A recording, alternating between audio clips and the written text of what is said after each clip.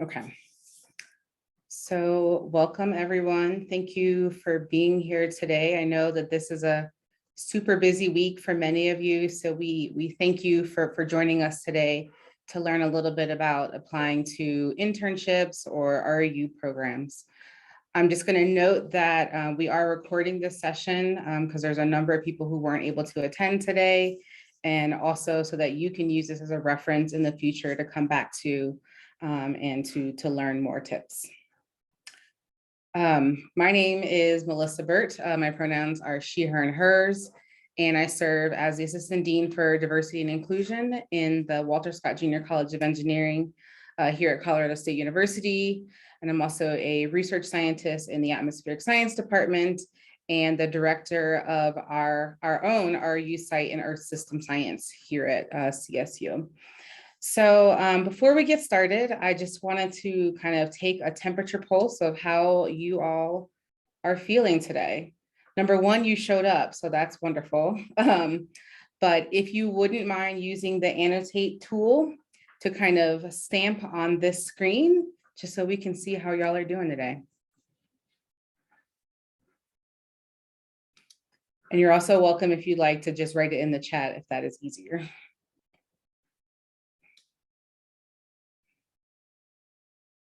Cool. People are feeling good, and we're all using the heart tool, so that's great. So we're feeling the love. Some stars. Nobody's laying on the ground yet, so that's probably good. Oh, although somebody's falling, which is all good. Somebody at the bottom will catch you. Okay. And if you have to leave early, that is totally fine, Alexis, totally fine. So that's again while we're recording this session. Cool. Okay. So for today's webinar, oh, I forgot to clear out the hearts, but I kind of love them all over my face. Let's see. Can you do that, Alana, for me? Okay. So for today's webinar, I'm going to talk a little bit about, just in general, what is a research experience, why you should participate. And I assume since you're here today that that's something that you really want to do. Talk a little bit about what you can expect from a summer experience or just a research experience in general, what opportunities are available to you, and how you can put together a competitive application. And then finally, towards the end, we will have probably a good amount of time for some questions and answers, questioning periods, and I'm hoping to be able to provide some answers for all of you. And I'll note, feel free to use the chat as we go along in this presentation today, either to put questions down as they come to your mind or just to make any other additional comments. So first, just in general, what is a research experience? This is really just a general definition, but it really is an opportunity for a student, undergrad, whatever level you may be, to work with a mentor or a team on a genuine or a very unique research, engineering, or computing project that meets and that you're able to meet peers with similar interests and to kind of explore the kind of research process in that way. You hear a lot of times people throw out the I guess I'll say the letters REUs, which stands for Research Experiences for Undergraduates.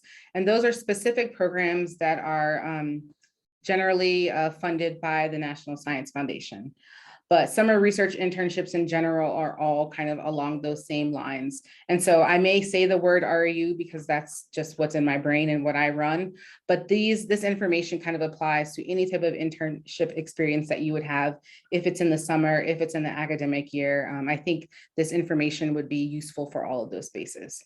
But when we specifically talk about summer programs, they generally run about 6 to 10 weeks. They're located at a university, a national lab, a museum, or at a particular field site.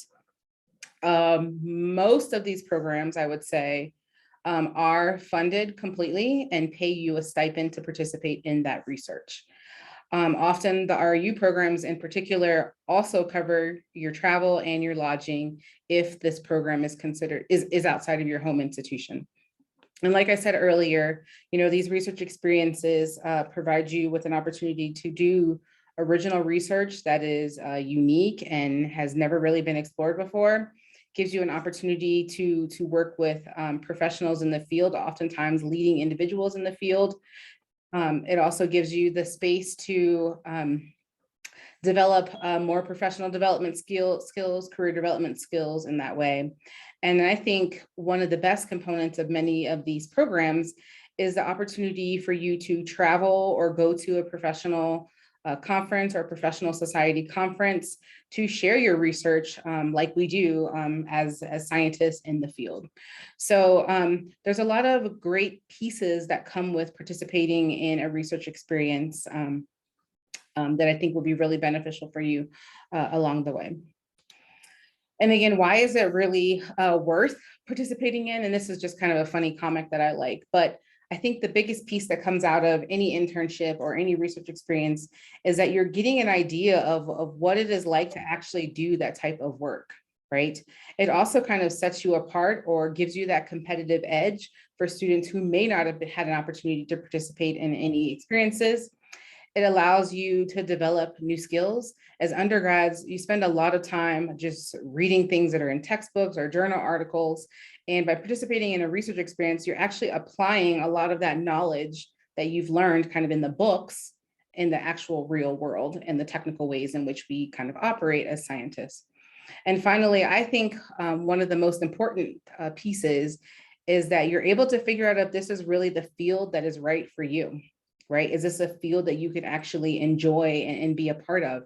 And I say that with a couple of different things in mind, because we all select majors, right? We pick a major because we think that that's something that's interesting to us, but the majors at times can be rather limiting. And so by participating in a research experience at multiple different institutions or in multiple different side disciplines of your larger major, you're really able to figure out what is the right area or pathway to kind of navigate in that space. And for those of you who may be interested in going into graduate school, I think it's also a great way for you to figure out, is this the area that I want to go to grad school for? Is this what it would be like for me to be a graduate student in any of these spaces, in particular when you're working at a university? So when we talk to employers specifically about what they are looking for folks who are graduates and who they are looking to hire, what you can see here in this figure is kind of on the left-hand side, many different attributes that you may bring into that space. If it's your internships or that you were employed during college or whatever your college major may have been, or coursework that you have taken, you can see the importance that they take of each of these different attributes. And by far, what employers really are looking for are folks who have had some experience in the actual technical world. So doing some sort of internship in a way, because it's showing that you're able to, think critically. You can think about a design of a project. You're able to analyze data in a way. And all of those pieces are something that they look to see is really important for someone who would be coming into their company or into their group or into their space. In addition to that, what employers say, but also graduate professors look for in students that they want to bring in is, do these individuals have these specific things, right? Are they able to critically think? Can they bring in creativity and curiosity? Are they able to solve problems or be strategic in their thinking? How reliable are they? How responsive are they? You all are here today, so you are pretty responsive because you heard about something unique and you wanted to learn about it. Also, employers and graduates or graduate professors are looking for people who have great communication skills. Can you be direct, but also kind and polite in your communication? Are you able to write concisely and fluently? Are you able to give a presentation and give a presentation that is effective and organized in a way that makes sense? And how do you work on a team? So all of these different components are pieces that you will get out of a research experience. And I think even outside the particular topic that you may be working on, all of these things that you see here on the screen are probably the more important pieces that come out of those experiences. And the final thing that I'll say just more broadly is that, these research experiences or internships really help you to make career choices. We know by social science research that folks who participate in research experiences have an increased intent in a STEM career.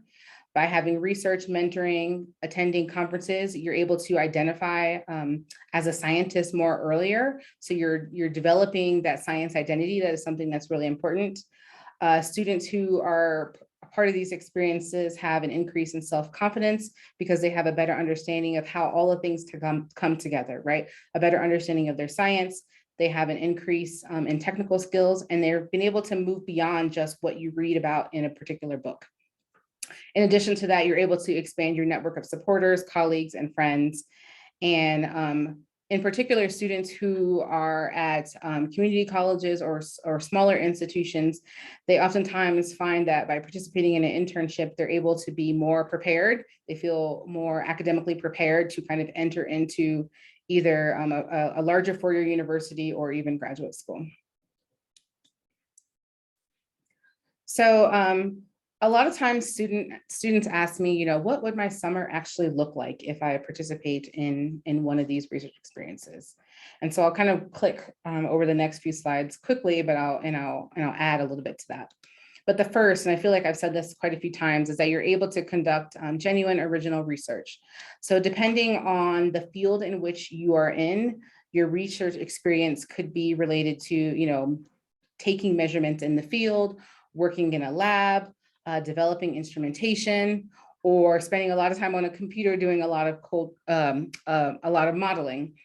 But no matter what area you're particularly in, you are getting kind of a genuine science experiment, meaning that you're learning a lot about things that either work or that they're not working, or also how to work with others on a team, and able to critically think in a way to kind of overcome when there are challenges or when you don't know what the next thing is to do, or how you can kind of make progress in a research space.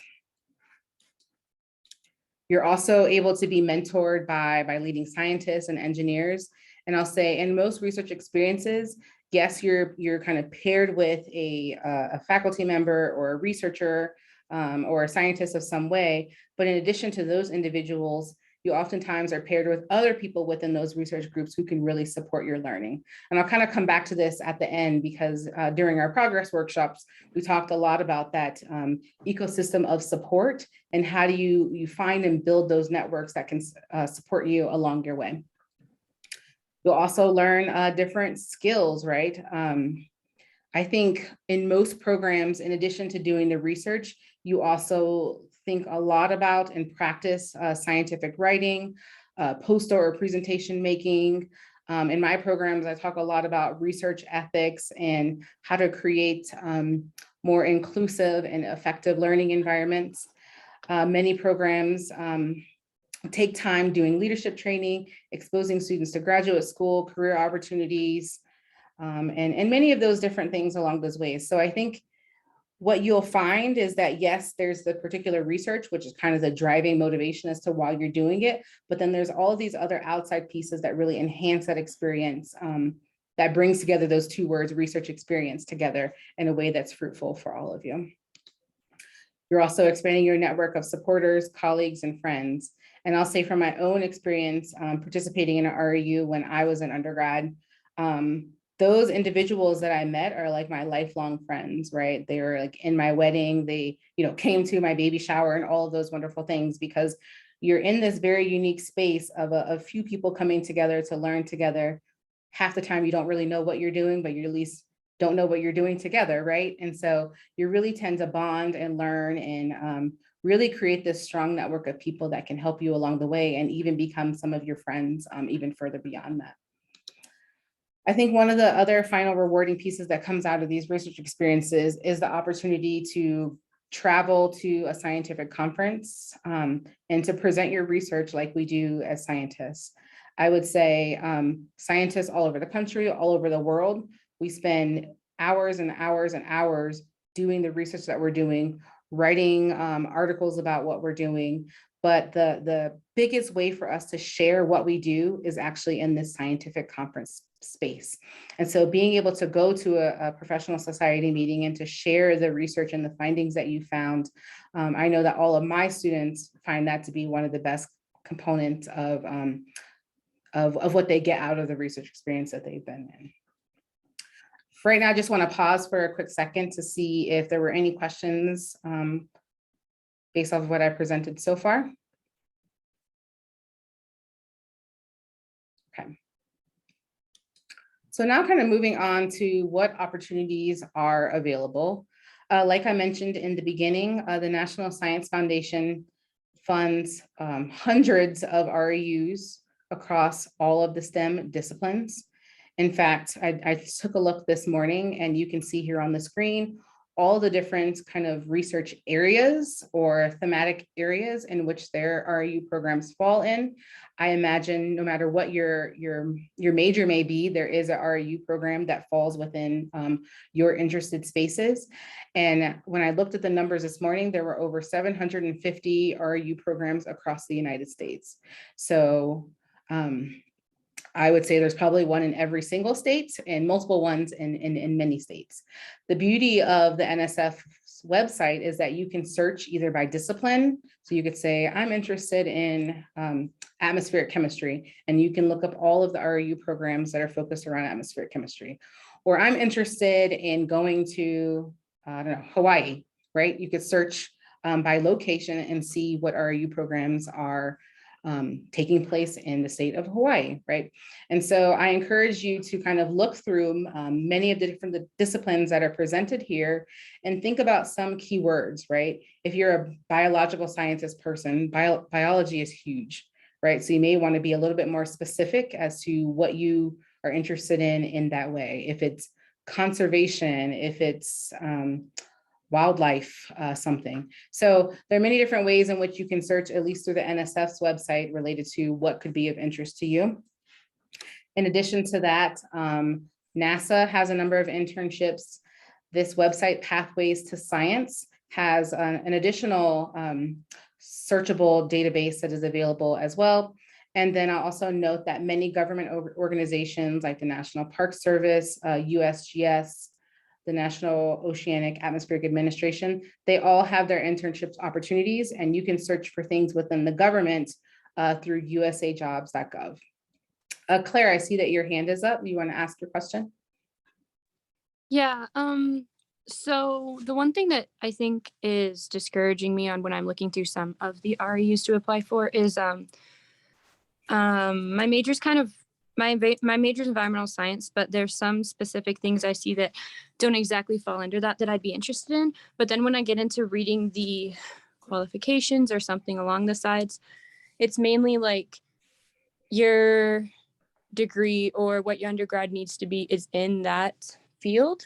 So if someone wants to like out branch and feel out the fields of what they like, how do you like become not discouraged if it's something that's not exactly under your desired degree, but falls like close to it?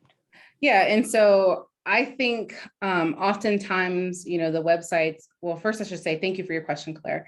I think oftentimes some programs that are funded by a particular group are very specific about what they need. I would say for me, my program is around Earth system science, right? And you would think, oh, you have to be maybe a meteorology major or an atmospheric science major to be a part of my program. But I actually accept students from a wide range of STEM backgrounds because there are ways in which we would value the technical pieces of what you bring to the table if you're not a meteorology or atmospheric science major. So I don't think that you should see that as a reason to not apply to some of those programs. I think I would encourage you to maybe reach out to the program director to say, I have a strong interest in X, but my major is this. And I find that, I truly don't really care what a student's major is. I'm more interested and more passionate to hear about what you want to do and how can I create a space, obviously within bounds to support that sort of work. So I think you should not be discouraged about it, but to just either still apply anyway, or to ensure that in your writing and in your essays that you say why you're interested in this area. Does that help, Claire? Yeah, that helps some. It's still just kind of going and doing it is what I think is going to really push it. But thank you. Yeah, and I think, yes, you have to get out there and also try it, but we can come back to that question a little bit later after some of the other material that I present, if that helps. I think I saw another question, but the hand went away. That was me. Alexis, okay. So I guess my question is, as somebody who is graduating, I'm also kind of experiencing the same issue. And like, my interest is crossing the science and the humanities together because I like seeing how, or like what the actual impacts of climate change and just honestly, my main interest personally is the effects of like racialized policy and how that affects communities and how we can like, if we can't push policymakers to actually change it, how can I educate the community to like take back their community in a sense? Like, I'm not really interested in sitting in labs and things like that. So my thing is like, when I'm exploring it, it's either it comes under the guise of like, oh wow, this might be a cool fit for me. And then I'm realizing once I read it, I'm like, this is not a good fit for me. Or there's really no space for that. And I'm just kind of curious, like, one, why, and two, what exactly am I missing here?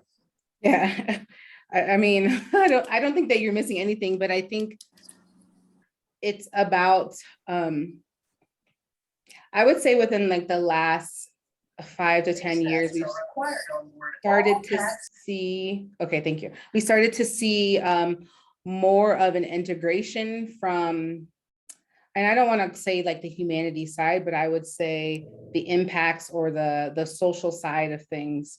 And so it's hard at times when we have these very standard traditional scientific programs for people to bring in the justice, if I bring it in that way, the justice or the policy or the community-based component into that, because that's not the work that they've done. I think there are areas in which you could seek that, but it may be through a different lens, right? It may be through policy internships where they're looking for people who have some scientific background or expertise who could bring that mindset into how policies are created or whatever it may be in that way, or how to serve communities in a particular way. So I think it may just be a different type of navigation in order to find the right niche for that particular work. So I think I could probably come back with some specific examples to both you, Alexis, and Claire after today that might be able to help kind of guide you in that area. And obviously this would be open to everybody, but to guide you in a way to bring in that intersection of the scientific piece, but also the community-based policy justice space as well. Yeah, because I guess my fear is that taking this route, it just feels like I'm going to be a talking piece for pox and super pox. And that's not really what I want to do. Yeah. For me personally, I'm not trying to impose my opinion on anyone else, but for me personally, it feels like I'd sell out for like what I see my vision doing in my life, what I see my vision being. And that's why I asked. But thank you for taking my question. I appreciate it. Sorry, I'm getting ready to catch the train home. Oh, no worries, no worries. So Alana, if you don't mind making a note, I obviously can watch this recording again, but I want to come back to that a little bit later. So for the interest of time, I want to keep moving, but we will have some time again at the end for more additional questions. The other piece that I'm often asked a lot is some people realize that they can't spend their summer away somewhere else, right? They may have other duties at home or other familial things, which is keeping them close to where they currently are. And I think I would encourage, if this is a case that's for one of you, that many of your universities have career centers where you can look into, more internships that are available like at the home institution. Often many universities have an office of undergraduate research and they would have local opportunities available to students. And finally, I would just suggest, asking a faculty member if they have an opening for a lab assistant or something like that, where you can get some of those technical skills closer to home if you're not able to spend your summer away. So now I'm going to move into kind of how do you actually apply? How do you start your application? And again, this is applicable in many different settings and doesn't have to be connected to exactly what exactly the programs that I presented to you today. But I think it's important for you to choose programs that are interest to you. And again, you don't have to be tied to just what your major may be. It's important to note what the deadlines are and what are the requirements that they're asking you, where most applications will ask for some version of your transcripts, recommendation letters, ask you to write an essay or a narrative, and then have a kind of general application form. So to share with you all some tips for submitting a competitive application, I know that it sounds weird that I would say to read and follow the directions, but every single year I look at applications and people just don't follow directions. And so I'm using this as an opportunity to say, make sure that you read through everything that is being asked of you and to actually follow the directions, even to the level of like, if it says write your name at the top, you should probably write your name at the top of the document. But what I think is really important, if we want to get to the real tips, is that it's important to demonstrate, your specific knowledge and your interest in the program for which you're applying to. Ensure that you proofread your application, that you choose good references, and I have a couple slides that will talk about that, and to indicate and put out there, what makes you different from other applicants. Of course, you don't know who the other applicants are, but to be able to share and to stress, what is it that what are the unique components of you that really could showcase why you should be doing the work that you're doing. I think it's important to be genuine and to not oversell yourself or to not oversell your experience, because oftentimes we're not looking for students who know how to do all of these things, right? We want to provide an opportunity for you to grow and to learn. And so if you tell me that you know how to code in 5 different languages, I don't know who can do that, but code in 5 different languages, like don't say that if it's not actually a true thing. Because again, we're not wanting you to have prior experience. We want to kind of introduce you into the world of what it is to do research. And then finally, I would say it's important to apply to multiple programs because most REUs, most internships are highly competitive, at least in my experience. So tips for writing a good essay. One, to find out what are you supposed to be responding to related to your essays. Oftentimes they ask you to write a personal narrative, but then there are other questions that maybe have asked of you. But I think it's important that you learn about the program, that you write a draft of whatever your essay may be, to ensure that you are gearing it to the program that you are applying to. Oftentimes when students are applying to like 10 other REUs, they take the same letter or same essay and submit it to each program, which then means that you probably did not read the instructions because every program is not going to ask you for the same exact thing. So make sure that you gear your information to that program and back up any statements that you have with examples. Again, to ensure that you are being genuine and that you're letting your personality come through. And I would even encourage you to have someone else read your essay and offer you some feedback. Not that they should write it. I'll say as an example, one summer I had a student submit in their application package. I was reading through all of their essays and then I noticed the track changes from their mom, right? So ensure that if you do have somebody read over your materials, that they're not writing it for you, and also that you're not like allowing the track changes to come through when you actually submit the documentation to the program. So that will be one little tip there. And in addition, there's other types of questions that may be asked of you. They may say, describe your interest in this program. With my REU, I ask folks to describe a challenge that they may have encountered and to talk about how they overcame it and what they learned about themselves in that process. Because doing research can be really challenging. It can be frustrating at times, but it is really rewarding. And so to learn about how you navigate through a challenge and what you learn about yourself doing that challenge is something that I would find to be really interesting to know about you. I also ask students because, you know, all we see is your academic record. We see your grades, we see your GPA, but what are other areas outside of your academic record that you're really proud of? Again, that's something that's able to let me see, you know, who is this individual as a person and what are they bringing into those spaces. Most programs will ask you for letters of recommendation from 1 to 2 individuals. I think it's important, especially if you're applying to an REU program that is science-based, that you ask your faculty members or professors in your science, math, engineering, computing classes, people who know you, who can speak to kind of your scientific knowledge or your passion for that particular area. I think it's great to talk with employers who you've had in research jobs, or even if you've done a previous internship, having a mentor in another program write a letter for you in support of this program. I would say it's not great, especially if it's a science-based REU program, to ask your family, your friends, your parents, whoever to write a letter for you.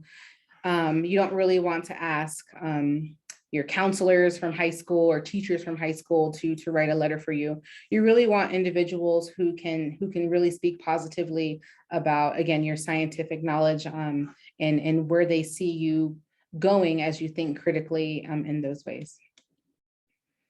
And in order to get a strong recommendation letter, you have to absolutely give them plenty of time to write that letter. So sometimes I get requests from students. They're like, hey, can you write a letter for me? It's due on Friday. Definitely not going to work, right? So I just encourage you to give them plenty of time, to provide them with a link to the program that you're applying to, make sure that they're aware of what the deadline is and where they can actually submit that letter. And oftentimes, you know, I ask students, you know, if your essays are finished, feel free to share those with me so I have a better understanding of what it is that you're talking about, and so I can make sure that my letter supports the work of what you're hoping to get out of your experience. And then finally, it's important to share, you know, your resume or your CV or other experiences that you think may be helpful or relevant as you're applying to this program. Finally, also, I think students at times get really worried about their GPAs or their grades. And I think, yes, your grades and your GPA are important, but we look for well-rounded application packages. So I would say that your resume, your essays, your personal narrative, even the strong letters of recommendation that are as part of your package are the pieces that I care more importantly about.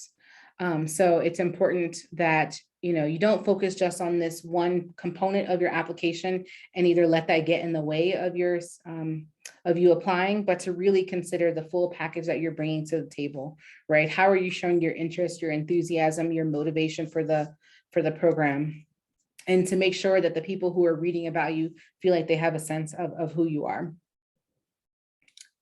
So once you've identified, you know, what are the programs that you want to apply to, you started to consider, you know, what are the pieces that you need to bring together. Just wanted to share a little bit about kind of the timeline for applying. During this winter break that many of you are going into now, I think it's a great time, once you've identified your programs, to consider, you know, who's going to write that letter of recommendation for you. How are you going to start catering your specific personal statement to the programs that you're applying to, and taking this winter time to really follow up with your recommenders? Because many, specifically REU programs or internships, have their deadlines in early January or February. So this is really the right time to start considering these pieces. And then after you get your applications in, you may want to know, you know, what happens after that. And I think this is something that depends a lot on the program in which you're applying to. Many applications or many programs review applications like in a few week period. Some of those programs do phone interviews or video interviews with the students to get a different understanding of who they are outside of the written material that was presented. I would say many programs are starting to adhere to this deadline of around March 15th, which gives people who applied to multiple programs an opportunity to kind of choose which program is the best program for them. And I guess I would say, during this time, it's really important to make sure that you are, checking your email, being responsive, even reaching out to the program directors to get a better sense of what their timeline is for their review period. And then I think it's really important just to note that there are special circumstances that students may have. The idea of spending a summer in a different location could be difficult for some people. So I encourage, students, no matter who you are, or if you're a student with a family, or you are an individual who may have a disability, that it's important to ask some of these questions up front as you're doing the application process and making the program directors aware of different circumstances or situations that you may be in. It could even be as simple as, my school is on the quarter system and not a semester system. And so the start of your program doesn't actually work with the ending of my school year. And so what are ways in which we can kind of accommodate or work through in a flexible manner, my participation in this way. So I think, we're not aware of what your circumstances are unless you make them visible to us. So just kind of stressing here the importance of having a conversation with those program directors. And finally, you're here because you really want to seek out these opportunities. And I think any research experience or any internship that you do, there is something that you get out of it so that you can learn, explore, and discover a new area of science. You can really apply some of those classroom skills and knowledge that you've attained and really explore the many different avenues that are out there for successful careers in science, technology, engineering, and math. Here, I'm just sharing just a few, I guess I'll say quotes from students that have been in my program, just speaking to what they got out of that experience. Christina here notes that she came from a really small university where internships or lab experiences were very, very low. And by being able to participate in a REU outside of her institution, she was able to, gain skills and experience, but also feel like she had the resources necessary to support her navigation through graduate school, building relationships, mentoring, and the importance of the network that she has today was initiated in that research experience that she had. And both Alex and Lexi also kind of comment on the life-changing experience related to realizing that this is a field for them, creating lifelong friends, and also finding people who just have a similar interest to the things that they're doing. So I'll say that I think, your science knowledge is really important, but what I really seek out for students, and I know many of my colleagues who also run programs really look for the motivation that you have, because that truly is the key for your success. And the more that you can be open and willing to learn, the better that it'll be for your experiences. So with that, I just want to I wanted to revisit just quickly, when we were doing the workshops back in October and November, we talked to you all about the importance of kind of building that professional ecosystem of support and how to identify and find the individuals that could help fill out some of these areas that you see here. And I think participating in an internship or a research experience, or even just a lab experience at your home institution, is a great way to build that networking, that sponsorship, role models who are in the areas of work that you are interested in. And again, knowing that each of those individuals has their own network of folks who can really be there to support you along the way.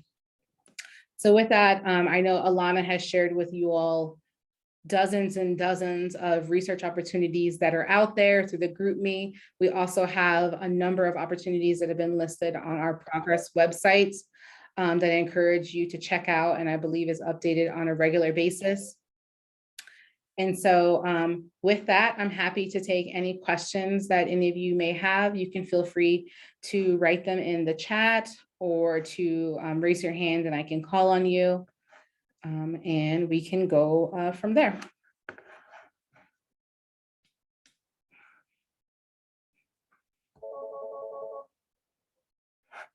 Sorry.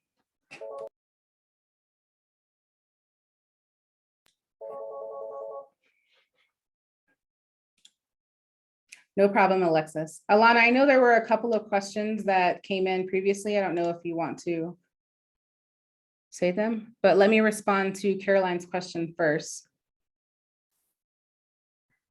So Caroline asks, how many REUs would I recommend that they apply to? Because yes, you don't want to stress yourself out in applying to like 10 different REU programs. I think that that's a lot, but I would say, you know, think about how many you find that are of interest to you, maybe 3 to 5. I don't think there's a magic number, but I think as you begin to work on the different applications, you'll kind of get into the hang of how it works. Again, knowing that many of these programs are very competitive, just as like a data point that could be helpful for you all. So in my program, I accept about 10 students every summer, 10 to 12, I'll say it like that. And I probably get about 125 applications for, you know, 10 or 12 spots. And that's in the niche of like atmospheric science, which may be a bit smaller than some of these other disciplines. But I would say, you know, maybe you would apply to 4 or 5 different programs if that's of interest to you. Very welcome. So do you want to take one of the questions? There were a couple of questions that some other progress students that weren't able to join us today had emailed me in advance. And a big one that I think that we would be awesome to hear from Melissa is about what opportunities are there for international students in the U that are looking for opportunities here in the US, but they're not US citizens or permanent residents, and how would you find those opportunities? Yeah, so that if you're an international student, meaning that you're not a US citizen or a permanent resident, any of the programs that are funded by the National Science Foundation, they only allow students who are US citizens or permanent residents. So those are kind of out. And specifically, many of the ones with government organizations are probably in that same sort of boat. But what I would suggest for you is to think about faculty either at your home institution. And I think having a home institution research experience is extremely beneficial as well. That could be a great way to get that experience. Also reaching out to maybe some private companies who offer programs is a great way, because they're not limited in their funding as to, you know, where their funds can be used. Would be a good approach, I would say, as well. And maybe even consider asking folks that are within kind of your network, your mentor network, if it's your faculty network, if they know of individuals who are looking for people to work in their research group or in their research lab. Because again, oftentimes when it's not with a governmental agency, it's more easy to fund those types of positions.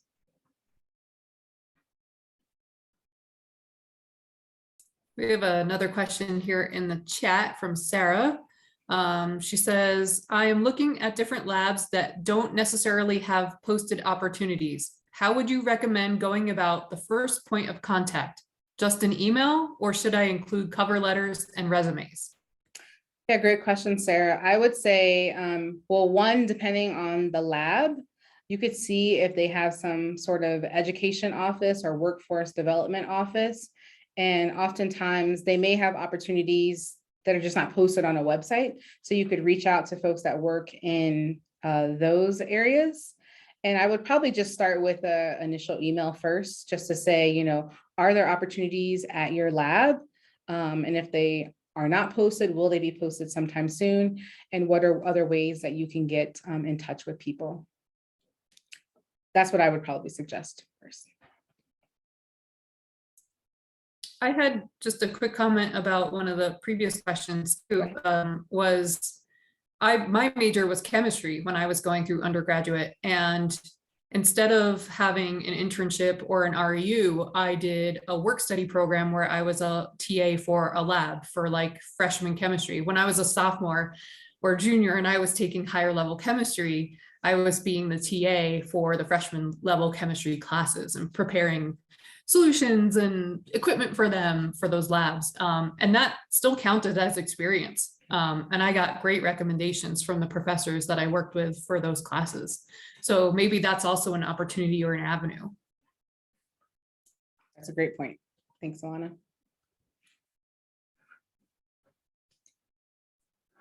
We also have another question that I have in my question bank here. While we wait for more coming in the chat, another person had asked, what opportunities are available for seniors who will be graduating in May and may or may not be continuing on to graduate school? Can you still do an REU? Are there other internships that would be a better option? And how do you find those opportunities? Yeah. That was a lot of questions in one. I will say for graduating seniors, I think there are ways in which you can get that experience that you're looking for that may not be written down as like an REU program, because oftentimes they can't accept graduating seniors, but you don't know if you don't ask, right? So my first suggestion would be just to ask if programs do allow graduating seniors to participate. Number two, I would say check out some offices within your home institution. If that's the career center that may be at your university or an office for undergraduate research, to see if there would be any openings in your spring semester or the next upcoming semester that you could potentially partake in as a helpful way to get some experience in that way. Also, you might consider, and this is just me thinking off the top of my head here, is, if you, let's just say, like Alana said, she was a chemistry major. And if she was interested in diving deeper in some other area, like adjacent to chemistry, maybe internship programs would be willing to accept you in that way, because you want to gain that additional knowledge that is not a part of your actual technical major at that moment, as a way for you to get more experience. So as a graduating senior, it can be difficult, specifically if you're looking for an NSF REU, because oftentimes they may not take seniors. But again, I would just ask around, because you don't know if you don't ask. I know there was probably more to those questions, but I can't even remember now.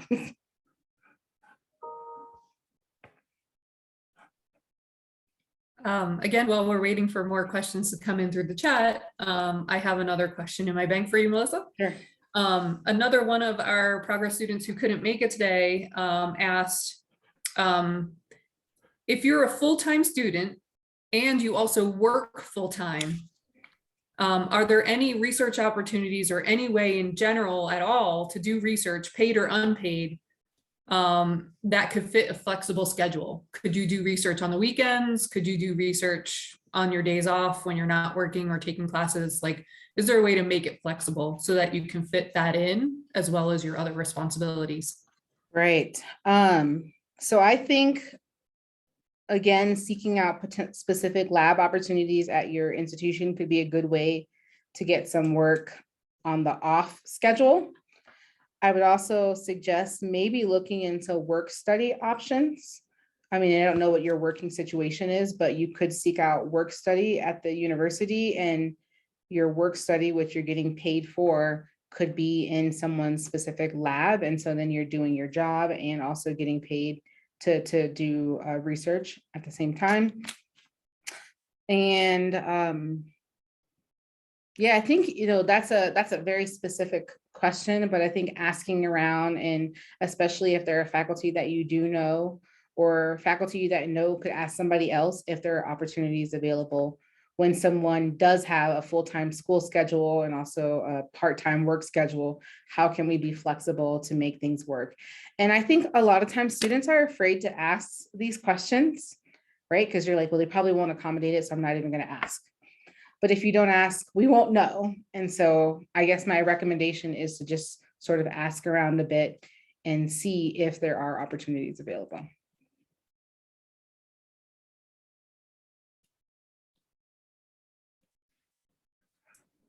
And I know this is another comment. I know Melissa talked about your support map from our workshop, but we also paired you with a progress mentor. And that person is also an excellent resource for probably all the questions that you can think of with regard to REUs. They can also help proofread your applications. Make sure that you utilize them. They're so excited to be utilized by you. That those are really, really like easy ways for them to help you with some stuff, you know? So that's, make sure you remember your progress mentor. Yes, and I just want to comment, that's great to hear, Sarah. That means that you have been connecting with them already, so that's wonderful.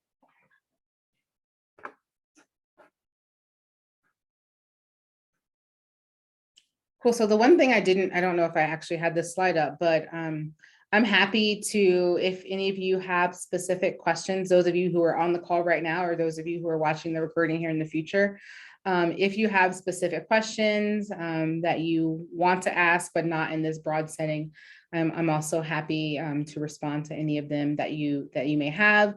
Or if there are specific areas that you're interested in, I can kind of think through my network of people that I know to see if we can at least get some lead roads or some leads into areas that may be of more interest to you.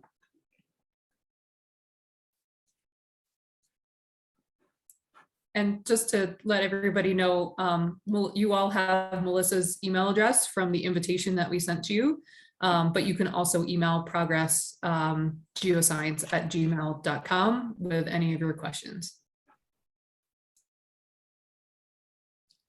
Great. Well, I just want to thank you all for being here today or for watching the recording today. I wish you all the luck as you finish up your semesters, and I hope that you all have a wonderful and restful winter break.